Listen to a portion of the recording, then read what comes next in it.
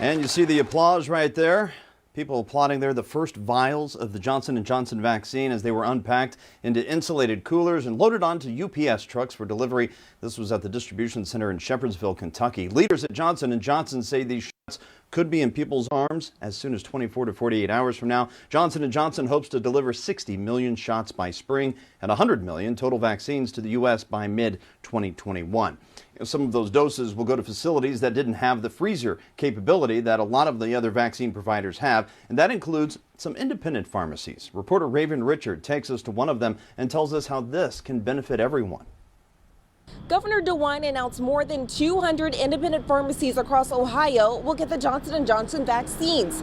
That includes Hart Pharmacy in West Price Hill. The Johnson & Johnson vaccine only requires refrigeration, unlike Pfizer and Moderna that require extreme cold storage. That means more places for folks to get vaccinated. So it definitely makes it easier. Co-owner and pharmacist at Hart Pharmacy, Eric Gillespie, says his business doesn't have the big freezers larger providers have. Another benefit, this vaccine only requires a one-shot dose. The pharmacy only has to see the patient one time. We all have vaccine fridges that we use and we monitor, so it really opens the door for us to be able to hold the vaccine, maintain it, and with the one-shot dose, we can really just invite our patients in, give them the shot, make sure everything's going fine, and then from there, there's no need for a follow-up. The pharmacy expects its first shipment of the Johnson & Johnson vaccine next week. St. Elizabeth in northern Kentucky has the ability to keep the Moderna and Pfizer vaccines cold, but the single shot being available to independent pharmacies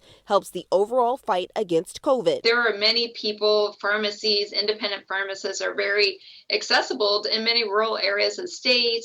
And so we need to have a tool and a vaccine that they can store. It's just one more step to getting to just a general distribution of this vaccine, which we are looking forward to. While there are 3 vaccines out right now, health officials warn it's not the time to let up. Social distancing and mask wearing are still key methods to fighting COVID-19. In West Price Hill, Raven Richard, WCPL 9 News.